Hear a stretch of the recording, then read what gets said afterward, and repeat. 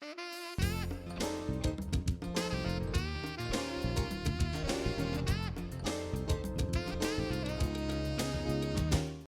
and welcome to another edition of For the Record. I'm Sean Murphy. My guest today is Susan Agami. She is Executive Director of Spooner House in Shelton. She was on the show, it was a couple of years ago, I think, right? Yep. And we took a trip down to Susan's place, so we've invited her up to our house this time. So welcome. Thank you. It's a pleasure to be here. And it's a pleasure to do a show about Spooner House again. For those that aren't familiar with it, what is Spooner House? Spooner House is operated by a nonprofit 501c3 called Area Congregations Together. We operate a homeless shelter for both single adults as well as families with children, as well as a food pantry to provide supplemental food assistance to people in need.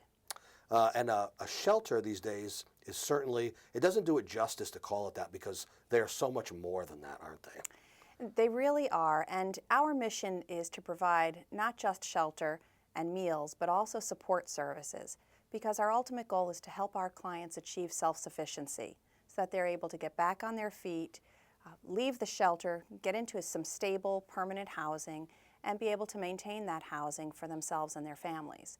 So we're really looking at all of the issues that have contributed to somebody's homelessness, trying to address those underlying causes so we can break that cycle. And it strengthens not only our clients' lives, but it strengthens our entire community if people are able to contribute and participate fully. Right, in society in general. Absolutely. And it's true. I mean, having a roof, the shelter, is the most important thing. But what do you do after a certain amount of time? I mean, they need to be, there has to be a direction for them, right? So again, it's all the things that they can do to get back into becoming a productive member of society and not just having a place to stay for a little while. Exactly. People come in, of course, the first thing is that sense of relief, that they have a place to stay, they know they're going to be safe, that they will be able to eat, that their children will be able to eat and have a safe place to stay. And that's number one. Safety and security are the top priority in any shelter. And people cannot really begin to address any of their issues until they feel safe and secure. And then within 5 days, each client is meeting with our case manager to identify those issues that he or she sees as barriers or obstacles, as well as for staff to present their take on what are some of the things that need to be addressed. We also see that every adult who enters the shelter meets with a mental health outreach worker, generally within 1 week, because mental health issues are huge. And even if people don't come in with some of what we think of as the serious things like schizophrenia or bipolar, anyone who's in the shelter system is at great risk for depression, simply because they haven't had a place to live. And so if we can get people connected with those services and treatment, once they're feeling better that way and are able to think more clearly, they can really focus on other things such as job training, resume writing, interviewing skills on the job side, all that vocational supports, any physical health issues, legal issues. And for our families, it's often childcare, schooling for their children, and making sure that those things are addressed. Having children in a shelter is a very different stressor for people beyond just the stress of being there themselves. For the children as well, right? Yeah, the children are surprisingly resilient. In many ways, children come in and they're feeling secure for the first time in a long time. There's so much structure at Spooner House in terms of the daily schedule. That's and actually routine. a good thing, isn't it? It is. Kids really do want structure and boundaries, and sometimes we forget that. But having those rules, that structure in place, they know what time they're going to bed, what time they're eating, what time they have to do their homework. It really helps to bring some stability for those kids, and then for the families. It ends up being much easier for the parents too, because they're not doing it alone. And that's really how we look at it. We've heard the old proverb, it takes a village to raise a child. But we feel very strongly at Spooner House that it takes a group, it takes a partnership, not just the client and the Spooner House staff, but other agencies who provide services and various programming to really help people get back on their feet. You know, the structure and boundaries for the kids, it could have some long-term positive effects on them. You know, you think about the immediacy of now and helping them to get back on their feet, family and in general, but you know, it could help for, you know, their mindset for the future too, to understand structure, boundaries, and it can make them a better person in the long run, I would imagine, right? Right, but we all need that. Right, adults and kids alike. Exactly, and even things that seem so simple, that personal time management of what time to get up, what time they need to eat breakfast to get to the bus, those are things that carry over even into our adult lives and working lives, because you need to show up for work on time. You need to meet those deadlines, and that's true no matter what field you're in. And so the earlier we can begin to instill that, the more likely it is that people will internalize it, that these children, when they grow up, when they're adults, they'll have a better sense of those expectations, responsibilities, and then the opportunities that come with that. Right. And it's to really give them some hope that there is more out there. There are opportunities for success and happiness. You talked about, you mentioned, you used the term underlying reasons why someone would need to come to Spooner House, and you did touch on, you know, some possible mental issues, but can you get more specific about some of those underlying reasons why someone would come there, would have to go in the first place? Of course, mental health, as I said, is a big issue for us. In some cases, it's substance abuse or co-occurring substance abuse and mental health. We've had people who've come in who have had some major physical health ailment, and in those cases, at times, it may be that they had a medical crisis, either no insurance or very minimal, and so it put such a financial strain that they ended up losing their home.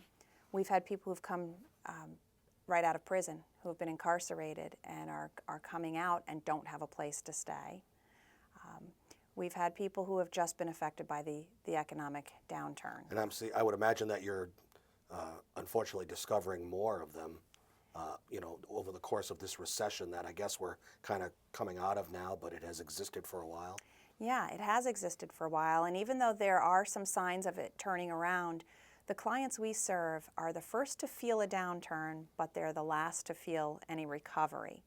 And so it's a struggle. We see more and more people who, if they are employed, they may be underemployed now. So they may have had full-time and now they're part-time hours. Or they were relying on overtime to be able to meet their bills each month, and overtime hours have been cut. Or benefits have been cut, whether it's eliminated or the percentage of the employee contribution has changed. And for folks that are living paycheck to paycheck, anything like that can completely upset the balance. And so, yes, we're seeing some positive signs for economic recovery, but there is so much more that needs to happen for those who are really the most vulnerable among us. Yeah. And from a couple of years ago that you were on the show, obviously, you know, times change and certain policies change. What's new? And I'm not talking about programs that you offer, but just certain policies. What's different now than maybe the last time that we talked? Yeah, there is a changing landscape in homeless services, both at a state level as well as on a national level. And some things have been very positive, and other things we'll see how they progress, how it's going to work. There has been a move towards coordinated access. And so the state of Connecticut is divided into several regions. Each region is putting together a coordinated access network. So all of the homeless service providers in those regions are working together so that there's really one front door for clients.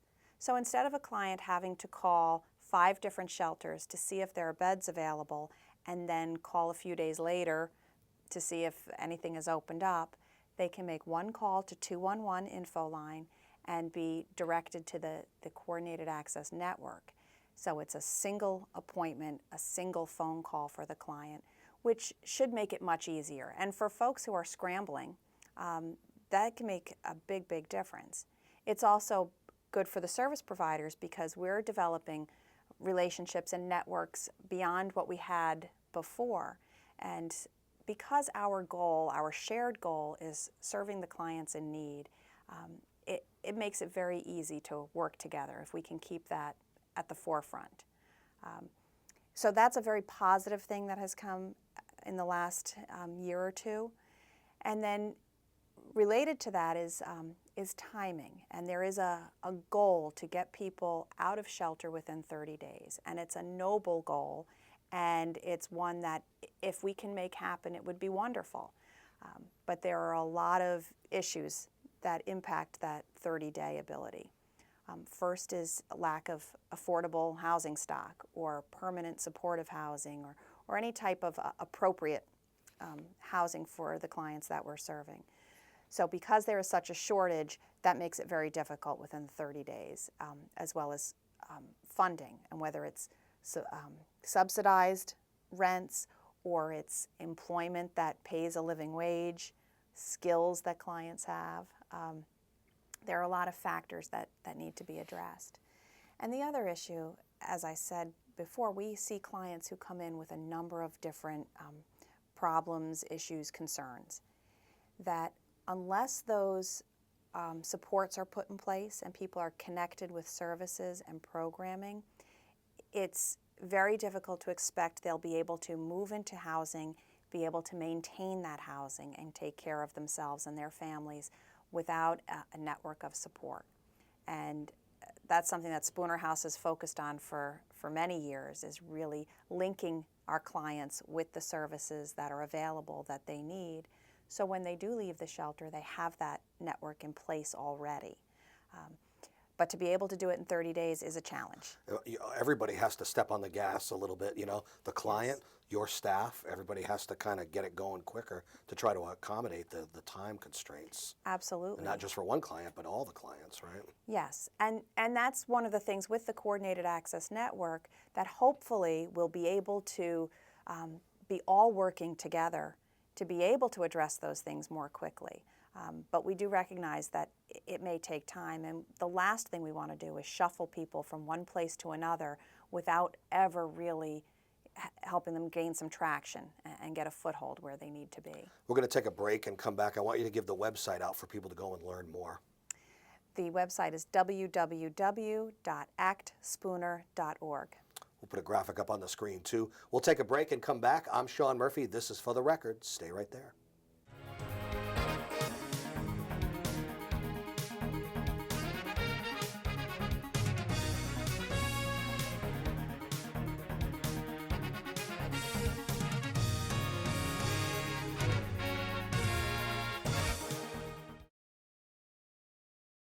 Welcome back to For the Record. I'm Sean Murphy. My guest today is Susan Agami, the Executive Director of Spooner House in Shelton.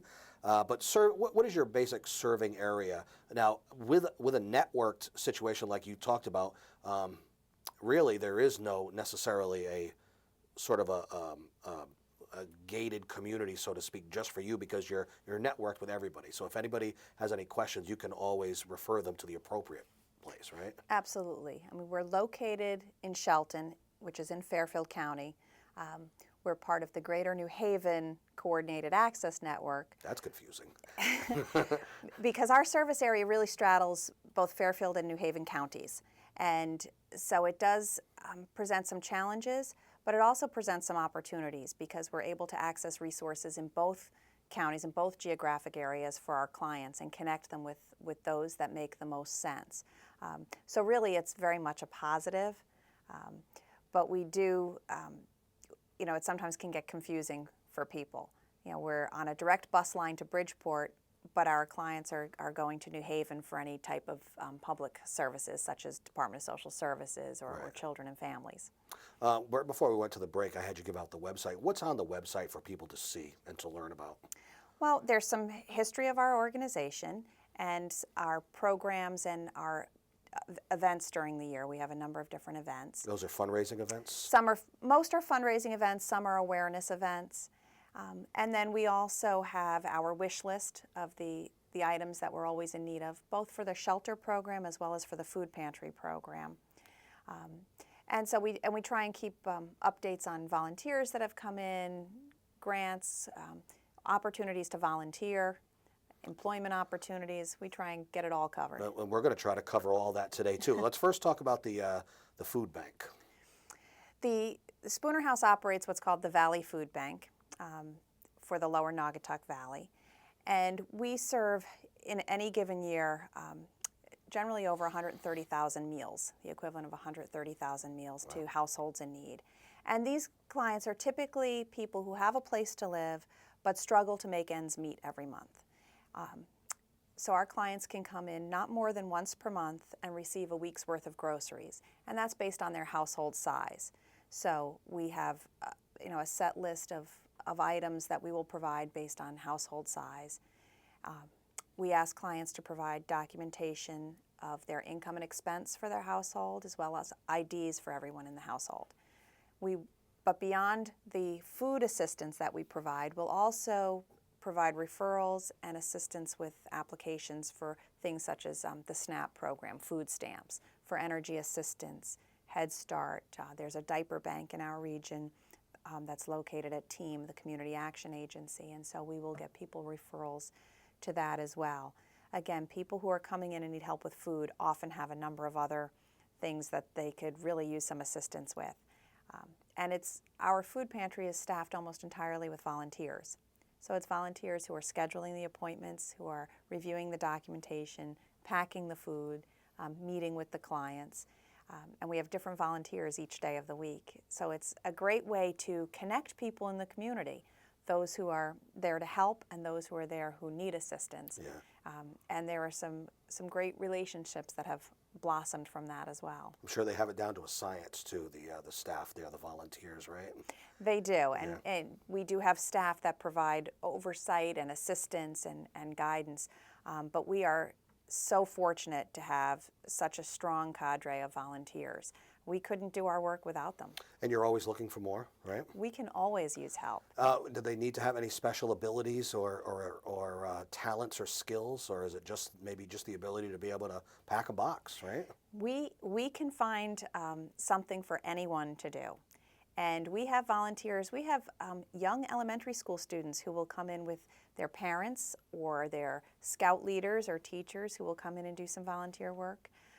We get a lot of teenagers who need it for high school community service hours because that's becoming more and more common for graduation requirements. We will even accommodate people who have court-ordered community service. And we will have tasks for people to do and opportunities for them to get involved. We also have something called we're calling it a work therapy type of program for our shelter residents to volunteer in the food pantry or at our front desk in reception, because it helps them contribute to where they're living, as well as develop some skills, and then use that as a reference when they're going out to seek employment. And we have had a couple of clients who have gone on to get part-time or even full-time positions and have said it was the experience they had in that volunteer capacity at Spooner House that gave them the skills and the confidence to be able to go out and do that. It looks good on a resume too, if you've got some volunteer work on there for sure. It absolutely does. You mentioned employment. Even though very heavily volunteer-based, there's also some employment opportunities that pop up from time to time, correct? Yes, we are an agency that is staffed 24 hours a day, 7 days a week, 365 days a year. So we have shelter supervisors who are on site. We have a minimum of 2 staff members present in the building round the clock. And because most of those positions are part-time, there are often opportunities for people to get involved that way who may not have the flexibility or the ability to volunteer, really do need to seek some sort of paid employment. And when we have opportunities, we post those on our website and make those available through school career counseling offices and things like that. You ever have somebody segue from volunteer to maybe an employment position at some point that's happened? We have, Yeah. yes we have. and you know, it's great to see when people not only have the skills, but have the passion, because it's really a place that to work at Spooner House or to work in the human services field, whether it's with the homeless or you know, the low income folks, you really have to have a passion for it and be mission driven. The work is incredibly difficult, but it's incredibly rewarding. Yeah, and I can hear the passion in your voice when you talk about it, you know. So I can tell that it's the perfect, you're where you should be, right? I am. Yeah.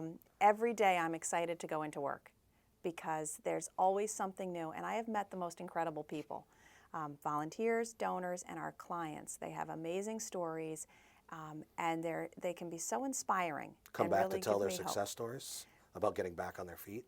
There's that, and just the fact that with some of our folks that they haven't given up, despite the obstacles and challenges they've faced, things that I couldn't have imagined facing in my life. And yet they're still hopeful, and they're still working, and they're still looking to make a better life for themselves, and I'm inspired by that. As we're taping the show, we're beginning to come into the winter season. Is that a more busy time for the shelter, for you and for your staff? Or does it really matter what time of year it is? In general, it doesn't have a huge impact, with one exception. In the wintertime, we operate something called a no-freeze program. Our regular shelter program are what we call contract-based beds. So people come in, they're assigned a bed, and that's the bed that they are in for the duration of their stay. Our no-freeze is really an overnight program, emergency program, to keep people out of the cold, to keep people alive. So it's a 9 p.m. to 6 a.m., and sometimes with some extended hours, an evening meal, a morning meal, and a warm place to sleep. People who come in through no freeze, if they are interested in getting into one of our contract beds, they can apply for that, and as we have openings, we will place people in those beds, and then we're able to provide more of the case management services and more of the programming. Last winter, we also started a daytime warming center, which we typically run in January, February, March, so that people have a warm place during the day as well. You know, sometimes while the winter nights are cold, sometimes the winter days are not a whole lot warmer. Yeah. And Because so the sun's out doesn't mean. Yeah. Exactly. And then we'll also provide lunch. We've also added this year an opportunity for those no-freeze clients to be able to take a shower and do a small load of laundry each week that they're there.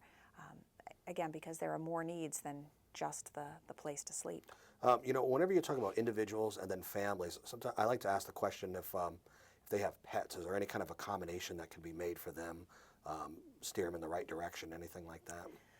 While we can't accommodate pets in our shelter, there are other agencies that will temporarily house pets, and so we will try and connect folks with those agencies unless they're able to find a family member or friend who can accommodate the pet while they're staying at the shelter.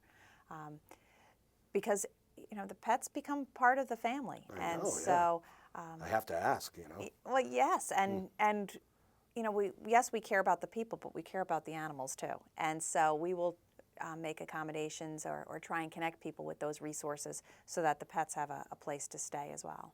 What's the typical day-to-day duties of the executive director of Spooner House? I know one is coming on air, coming on TV shows. I know you write grants and everything too, but there's probably many different hats that you wear as a member of a nonprofit, right? Oh, absolutely, and that's part of what keeps it interesting. Yes, fundraising and public relations are a big part of what I do, and telling our story and connecting people with the agency. And there's also some of the more mundane operational things. It's the budgeting and accounting. It's the personnel, staffing and scheduling. And while I am not as connected with the clients on a day-to-day basis as the case manager and supervisors are, I do have daily interactions with our clients as well, because that, to me, it's really important to still be in touch with the people we're serving. Absolutely. I want to hear what they're doing, what their needs are, and be accessible to people who need it. Let's take one more break and come right back. I'm Sean Murphy. This is For the Record. Don't leave us. So that is our show for today. Would you like to give the website out one more time? Yes, our website is www.actspooner.org. And you are looking for volunteers all the time, right? So if anybody wants to volunteer? Absolutely. We can always accommodate volunteers. How about if somebody wants to make like a donation, whether it be to the food pantry or maybe even some kind of financial donation? They can do that? Yep, we are happy to accept donations, financial donations, food, and any type of consumable supplies, so cleaning supplies, paper products. And people can do that either through the website. We have a PayPal link there so that people can donate very securely, or they can certainly send it to our location at 30 Todd Road in Shelton, Connecticut. Susan Agami, Executive Director of Spooner House in Shelton. Pleasure to have you on the show again. My pleasure. Thank you.